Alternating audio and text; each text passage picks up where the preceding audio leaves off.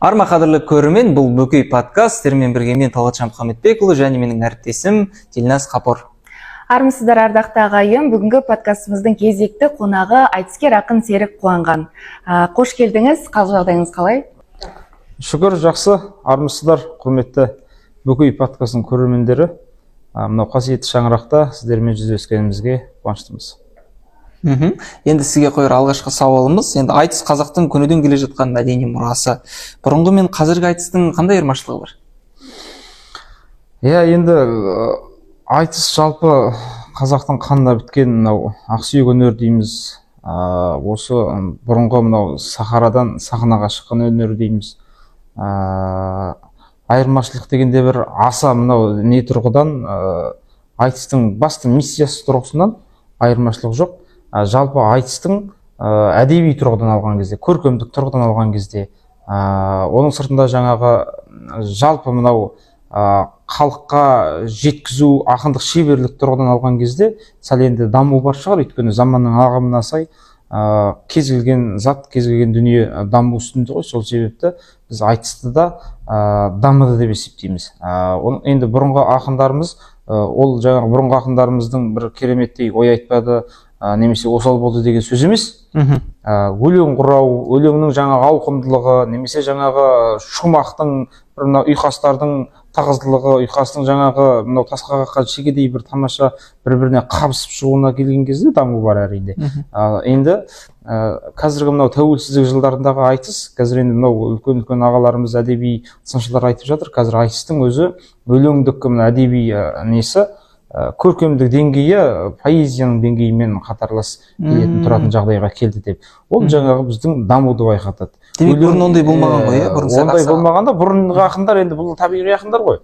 Қазірде табиғи, бірақ енді бұрынғы жаңағы төрт жолмен қысқа қайыру, жаңағы стиль бөлек, мысалы өлең құрау стилі жаңағы біздің мына жалпы ұйқасқа келген кезде Абай атамыздың қолданған ұйқас түрі, 3 буын ұйқас, 5 буын ұйқас дегендеріміз бар ғой. Сол тұрғыдан алған кезде айтыстың көркемдік деңгейі әлдеқайда жаңаға көтерілді деп есептейміз. Ал бұрынғы ақындарымыз әрине қанша қысқа нұсқа болса да соншама үлкен ойларды сыйғызып сахнада тамаша жеткізген ақындарымыз бар. Оның бәрі айтыстың құдіреті деп есептейміз. Сондықтан қай дәуірде болмасын айтыс өзінің алатын орнын нық сенімді түрде иеленіп, осы қазақ қоғамына еңбек етіп келе жатыр. Жалпы Оралхан Бөкей осы жазушылыққа аса бір үлкен керемет бір дайындықпен келген екен. Ол тіпті ауылындағы кітапханаларды қопарып, барып, жалпы қолына қалам ұстаған. Ал сіз ше ақындыққа дайындықпен келдіңіз бе? Дайындықпен келдік десек те болады, өйткені әр өнерпаз жаңағы мынау әдебиет алаңында жүрген жаңағы жазушы, ақын жазушы болсын, айтыскер ақын болсын, әнші болсын, басқа да жаңағы өнер иелері негізінде бұл әуелі жаңағы сүтпен біткен, қанына сіңген, сондай бір жаңағы текпен келетін өнер ғой негізінде. Оны дамыту жаңағы адамның өзінің жеке шаруасы. Сондықтан біз енді ол жаңағы біз ауылдық деңгейде, мысалы, біз білмейтін қаншама ақындар жүрген шығар, мысалы. Бізден де мықты ақындар, жаңағы қазір айтыс алаңында жүрген ақындардың да небір мықты ақындар ауылда жүрген болуы мүмкін. Ол деген жаңағы мына даму үстінде болмағандықтан, бір сол қанына сіңген өнердің сәл дамуы болмағандықтан солай қалып қоятын кезеңдер болады. Ал енді біз болғанда сол мектеп қабырғасында негізі өлең жазып бастадық. Жаңағы қадымғы мектепшілік, жаңағы мектеп аралық, облыстық, аудандық деген секілді мүшәйраларға қатысып, өлеңнің не екенін, ұйқастың не екенін, буынның, бунақтың не екенін, жалпы өлең формасына келген кезде соны жеттік меңгеріп, сол жердегі жаңағы ұстаздарымызбен, солардың жетекшілігімен мүшәйраларға қатысып, сондай дүниемен басталды біздің ақындық жолдағы жаңағы өнеріміздің басы. Әрі қарай мектеп бітіргеннен кейін, студент қабырғасына келгеннен кейін, Семейдегі Шәкәрім университетіне келгеннен кейін айналамызда қаншама айтыскер ақындар болды. Сол кезде бір айтыскер ақындардың үлкен шоғыры өмір сүрді, үлкен орта өмір сүрді Семейде. Соларды көрген кезде біз енді әу бастан өз ауылда домбыра тартатынымыз бар. Өлеңнің ұйқасы білеміз, өлең қалай құрау керек екенін білеміз. Еріксіз айтысып кеттік. Содан басталған осы айтыс, сол беті айтыстың алаңында келе жатырмыз. Оған мен ешқандай өкінбеймін, өйткені осы поэзия болсын, айтыс болсын, бұл қара өлеңнің жаңа құстың қос қанатындай екеуі осы егіз өнер. Енді қазір біз айтыстың алаңында жүргенімізбен осы беті жаңағы өлгенше айтысатын не жоқ. Келешекте бір орныққан кезде, жақсымыз мүмкін келген кездерде қайтадан сол бұрынғы поэзиямызға, өлеңімізге келіп, қолымызға қалам алып, ойымызға келген дүниелерді, түйген дүниелерімізді қағазға түсіріп, сол жаңағы өлеңмен қайтадан айналысатын негіз жоспарда бар. Айтысқа келу мақсатымыз, айтысқа келудегі өнер жолымыз осылай басталған. Ауылдан басталған қарапайым қара өлеңді, қазақтың қара өлеңін аталарымыздың, әжелеріміздің аузынан тыңдап өскен жаңағы өлең ұйқастарымызды, жырларымызды, дастандарымызды санамызға сіңіріп, бойымызға тоғытқаннан кейін осы шыққан өнер ау деп есептейміз. Рахмет. Енді еліміздің болашағы жастардың қолында деп айтып жатамыз. Мына қазір шынында да жастар саясатына көбірек көңіл бөліне бастады. Енді сізге мынандай сұрақ қойғым келіп тұр. Енді қазіргі жас буынның бойынан қандай жақсы және теріс қабілеттерді байқап жатасыз? Жастар, анау Мағжан атамыз айтады ғой, мен жастарға сенемін деп, жаңа қырандай күшті қанатты, арыстандай айбатты, жолбарыстай қайратты, мен жастарға сенемін. Енді жолбарыстай қайратты, арыстандай айбатты жастарымыз әрине жоқ емес, көп қой, бірақ қасиетке келген кезде осы бір қазақы қалпымызды, тамырымыздан сәл алшақтап кеткен дүниелер бар, әрине жоқ емес. Әйтпесе мынау жалпы әлемдік дамуға келген кезде, әлемдік ортақ руханиятқа келген кезде біздің қазақ жастарының қалыс қалып жатқан жері жоқ. Өйткені біз қазір әлемдік қаншама дүниелерде, бәсекелерде қазақтың жастарының алдына қара салмай қар үзіп келіп жатқанын көріп жатамыз. Осы Қазақстанның ішінде болса да осы бір керемет жаңағы әлемдік дүниелерді меңгеріп, осы бір ғылым, техника, технология деген дүниелерді меңгеріп жатқанын көреміз. Бірақ енді біз осы руханият, ұлттық руханияттың айналасында жүргеннен кейін өзіміздің сәл жаңағы қымсынатын, сәл болса да жаңағы қарнымыз ашатын жерлері осы бір руханият, ұлттық руханиятқа, немесе ұлттық өзіміздің болмысымыздан сәл алшақтау бар сияқты сезіледі. Бірақ енді ол аса бір қауіп төндіреді деп есептемейміз. Бірақ дегенмен де қай қоғамда болмасын, қай дәуірде, қай кезеңде болмасын, біз өзіміздің ұлттық құндылығымызбен, ұлттық код деп жаттық қой осы алдында бірнеше жылдар бұрын. Сол ұлттық кодымызбен, ұлттық ерекшелігімізбен ғана осы әлемдік бәсекелікке, әлемдік жаңағы үлкен дүниелерге бәсекеге қабілетті боламыз деп есептейміз. Өйткені әр ұлт өзінің ерекшелігімен ғана елдің мойындата алады. Өйткені біз жаңағы басқа жерге бар, немесе батыстың, немесе Европаның, Американың құндылықтарын, солардың жаңағы мынау намыстарын меңгеріп, біз басқа елді мойындата алмаймыз. Өйткені Американың құндылығы, ол өйткені батыстың құндылығы. Оларға таңсық емес. Оларға таңсық емес. Ол себепті біз өзіміздің ұлттық бойымыздағы ұлттық болмысымызды сақтай отырып, солармен бәсекеге түскен кезде ғана біз қабілетті боламыз деп есептейміз. Сондықтан енді жастарымызға көбірек осы дүниені біз жүрген жерімізде насихаттап, жүрген жерімізден санасына сіңіріп жүруге тырысамыз. Ол деген енді бүкіл қазақ жастарының болашағынан күдер үзу, болды бітті түңілу емес. Әрине бұл ұлт болғаннан кейін, ел болғаннан кейін ер тумай тұрмайды дейді. Сол себепті ұлт болғаннан кейін өзіміздің байрағымызды биікке көтеретін жастар келешекте осы еліміздің егемендігін әрмен қарай жалғастыратын, елімізді әлемге танытатын жастарымыз екені белгілі. Сондықтан жастарға әрине сенім мол. Жастың бірі өзіміз. Сондықтан жаңағы осы елдің арасында, жердің арасында өзіміздің ұлттық болмысымызды насихаттап, өзіміздің жаңағы қай салада болмасын осы ұлттық кодқа басымдық беріп отыруға тырысамыз. Жастардың осы болашағы жарқын болсын деп есептейміз. Рахмет. Жалпы Серік мырза, әр адамның енді қандай да бір бағытта болмасын үлгі тұтып, бағыт бағдар беріп жүретін ұстаздар болады. Енді қазіргі тілмен айтқанда кумир деп айтып жатамыз. Өзіңіздің үлгі тұтар адамыңыз бар ма, ұстазыңыз бар ма, немесе кімді кумир тұтасыз өзіңізге? Енді жалпы ұстаздың айналасына, ұстаздың төңірегінде сөз болған кезде мен жалпы өзімді бақытты сезінемін. Өйткені осы ұстаздан алдымызға өнердің өлкесінде осы ұстаздан жолым болған адаммын. Өйткені мектеп қабырғасында болмасын, бір қаншама жақсы ұстаздарымыз болды. Осы өлеңнің әліппесін дейміз ғой енді. Өлеңнің әліппесін үйреткен, жаңағы айтып жатқан өзіміздің жаңағы буынның, бунақтың, ұйқастың қалай болатынын үйреткен ұстаздарымыз болды. Оның бәріне біз қарыздармыз. Қолымызға қалам ұстатып, осы өлең жаздырған, алғаш жазған Шимай Шатпақ өлеңдерімізді жаңағы жолға салып берген, түзеп берген қаншама ұстаздарымыз болды. Сосын университет қабырғасында келіп, мынау айтыстың алаңына, айтысқа аяқ басқан кезде, жалпы айтысқа баруымызға да себепші болған ұстаздарымыз болды. Жаңағы оның ең басында тұрған Семейдегі мынау халықтық ақындар орталығы бар, үлкен кезіндегі Ринат, Рүстем, Әсем, Айнұр, Сара қарлығаштардың бәрін шығарған. Сол жерде Дәмеш Омарбаева деген апамыз бар. Сол кісі қаншама ақындардың қазір шығыстағы Семей осы өңіріндегі ақындардың анасын айналған кісі. Сол кісі біздің ұстазымыз болды.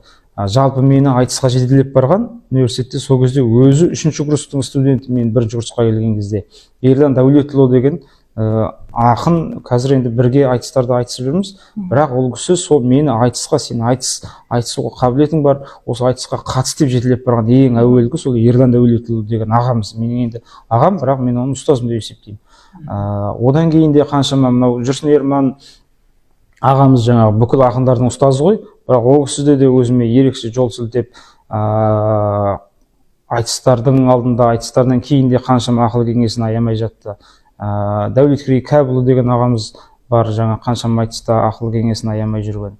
Осы Мұхтар Ниязов деген ағамыз бар. Бұл кісі де менің айтыстағы жолымның болуына, айтыстарымның сәтті шығуына қаншама үлес қосқан адамдар. Осы Өскеменде де қаншама ақын аға інілеріміз бар. Қалқаман Сарин деген ағамыз бар. Ол кісі де менің өлеңімнің шымыр шығуына, жалпы өмірдегі ұстанымыма, өнердегі ұстанымыма үлкен әсер еткен ағаларымыздың бірі. Сондықтан жаңа өзім айтқандай, ұстаздан өте жолым болған азамын деп есептеймін. Осының бәрі мен үшін өлеңнің бір-бір биігі, өлеңнің бір-бір шоқтығы, қазақ поэзиясының, қазақ айтысының үлкен-үлкен өкілдері деп есептейміз. Сондықтан ұстаздан кенде емеспіз. Өзімізде енді көп ұстаздың алдын көргеннен кейін, қазір осы бір өлеңге бейімі бар бала көрсек, бір жаңалық жылтылдаған бұлақ көрсек, соның көзін ашып, өлеңнің өлкесіне қосып жіберуге, осы айтыстың алаңына қосып жіберуге, жалпы қазақ әдебиетінің айналасында жүруіне әсеріміз тисе, септігіміз тисе деп есептеп, осы талпынып жүрген жайымыз бар. Өскеменде қаншама жаңағы ақын шәкірттеріміз, інілеріміздің осы алдына жаңағы ағылшы болып немесе жаңағы бағдарын беріп жүруге тырысып жатамыз. Оның өзі жаңа қаншама ұстаздардың алдын көргеніміздің нәтижесі деп есептейміз. Енді өзіңіз айтыстың арқасында Қазақстанның талай қала, ауылын аралап шықтыңыз. Қай жерлер сізге ерекше ұнады? Қазақтың мынау қасиетті даласы, құйқалы мекен дейміз ғой, енді бәрі ерекше. Әр жердің өзінің ерекшелігі бар.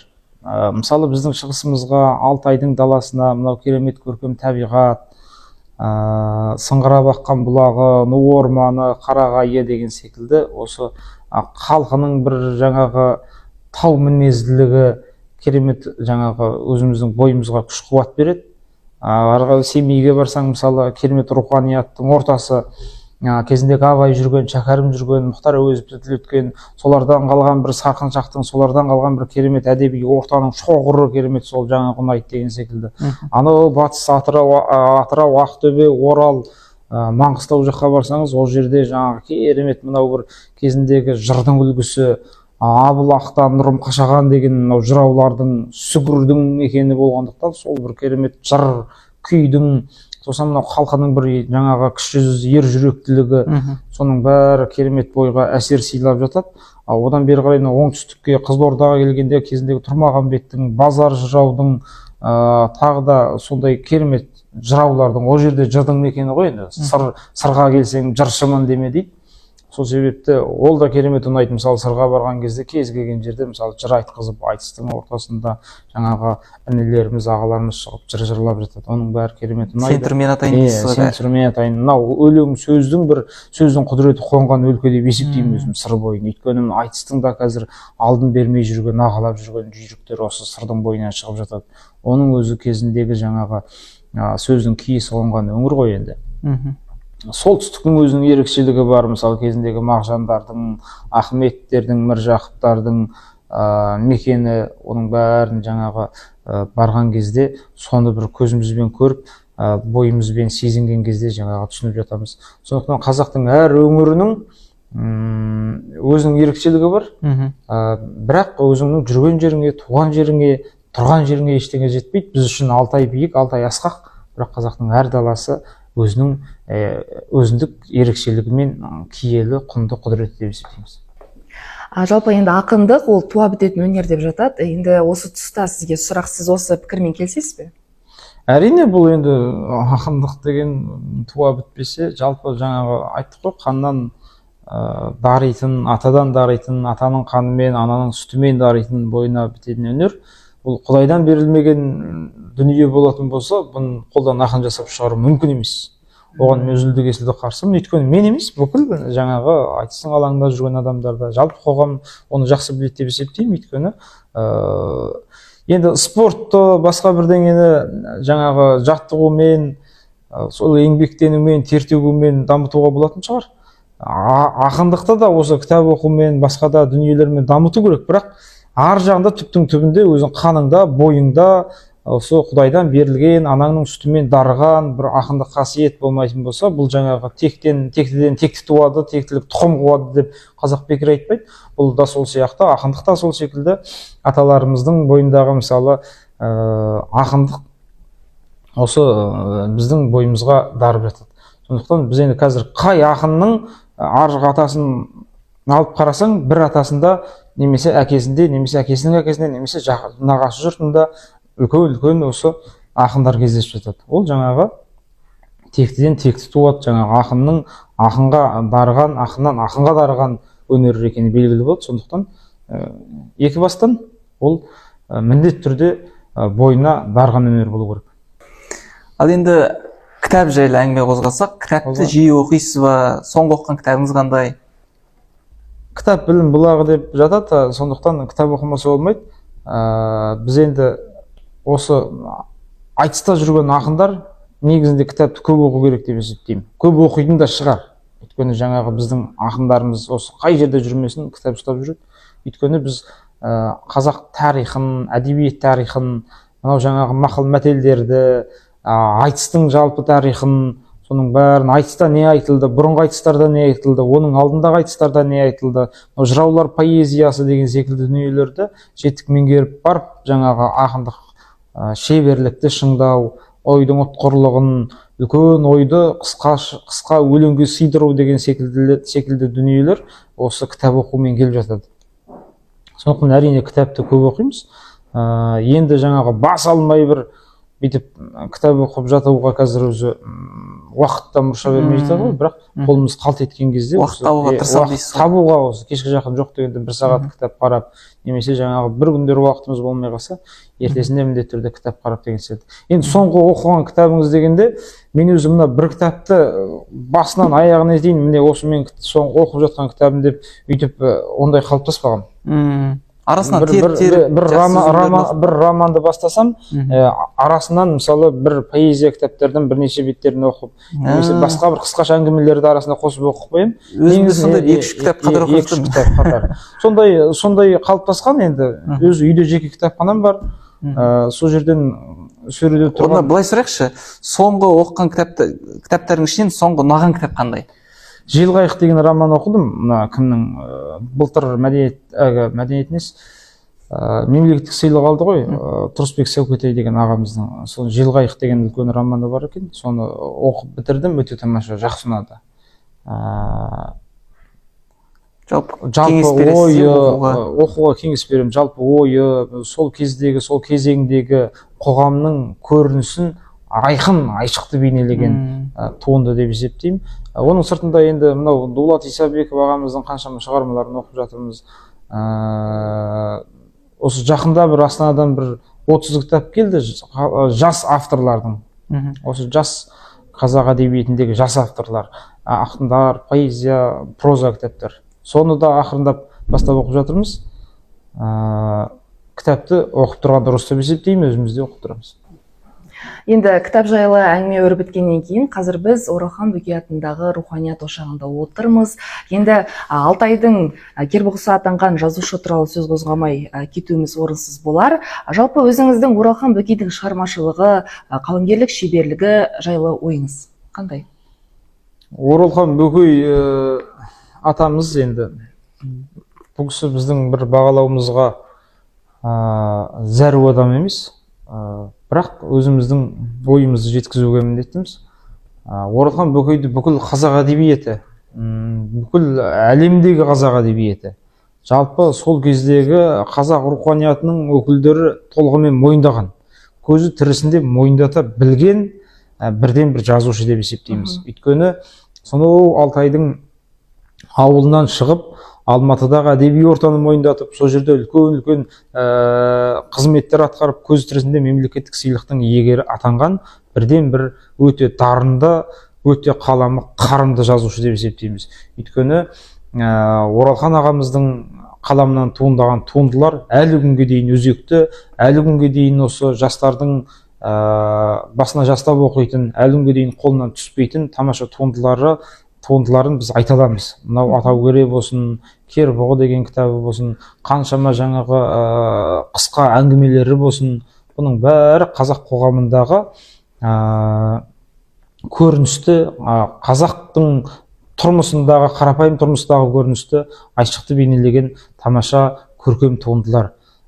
Сол себепті Оралханның аты асқақ, сол себепті Оралханның есімі биік, сол себепті Оралханның туындылары, сол себепті Оралханның қаламынан туындаған туындылар қазақ әдебиетінің ең биігінде, ең шыңында тұр. Бұл кісінің жаңағы әдебиет әлемінен, қазақтың қоғамынан алатын орны ерекше. Енді туған жері Алтайдың төсінде де Оралхан ағамыздың есімі асқақталып, ардақталып, есіміне қаншама мектептер, мынау біз отырған қасиетті киелі шаңырақ кітапхана, қаншама көшелер, ескерткіштер, туған ауылында да қаншама дүниелер есіміне беріліп жатыр. Бұл деген қаламы құдіретті Алтайдың асқақ жыршысы, тамаша талант иесіне берілген, сол кісіге жаңағы есіміне берілген құрмет деп есептейміз. Сондықтан ағамыздың есімі Оралхан деген жаңағы қазақ әдебиетінің классик жазушысының есімі қазақ барда, қазақ әдебиеті барда мәңгі жасай береді. Енді қазір қоғамда әртүрлі өзекті мәселелер, әлеуметтік тақырыптар қозғалып жатқан өте көп. Ақын ретінде айтыста соларды ашық көтеріп жатасыз. Енді ақын көтерген мәселелер қаншалықты жиі шешім тауып жатады? Ол енді тыңдаушы құлаққа байланысты. Ақындар көтеруде ақ көтереді. Кей кезде артынша ізін жуытпай бір құлағын тосаң ұстаған шенеуніктер шешім қабылданып жатады. Кейде мысалы бір сол айтылған сөз айтылған жерінде қалып кететін дүниелер де бар. Мысалы кезінде осы Абайдың 170 жылдығында, 75 жылдық алды, оның алдында 170 жылдығында Бердібек Сапарбаев осы Шығыс Қазақстан облысында әкім болған кезде Абайды айтыс болды. Сол кезде ақындар айтып жатты, осы мынау Абайға келетін жол, Абай жолын жазудан да қиын болып кетті, жол деген нашар екен деп. Соны тыңдап отырған Сапарбаев сол жерден тұрған бетте жаңағы тапсырма беріп, сол жаз біткенше жолды жөндеп берген, жолды қайтадан жасап берген сондай кезеңдер болып жатады. Біз мысалы осы Өскеменде қаншама проблемалар көтеріп жатамыз. Енді кішігірім дүниелер шешімін тауып жатады, ауқымды дүниелер көбінде айтылған жерінде қалып кетіп жатады. Сондықтан енді ол естір құлаққа байланысты. Ақын деген жалпы қоғамдағы келеңсіз жағдайларды, халықтың арасындағы дүниені, халықтың көңіліндегі дүниені жоғарыға жеткізуші өкілдер. Айтқанда ортада көпір сияқты ғой. Көпір сияқты, дала парламенті деп айтады ғой енді. Сондықтан халықтың ішіндегі дүниені биліктің құлағына, халықтың өзінің алдында бір көңілінде жүрген дүниені айтқан кезде сол халықта соған мәз болып жаңағы алақанын ұрып жатады. Сол себепті тыңдар құлақ жаңағы сөз түзелді, тыңдаушы сен де түзел деп Абай атамыз айтады ғой. Сөз түзелген жағдайда тыңдаушы да түзеліп, үйлесімін тауып жатқан жағдайда бұл мәселе көбінде шешімін тауып жатады. Ал енді ақындар айта берді деген дүние болатын болса, әрине ол айтқан сөз айтқан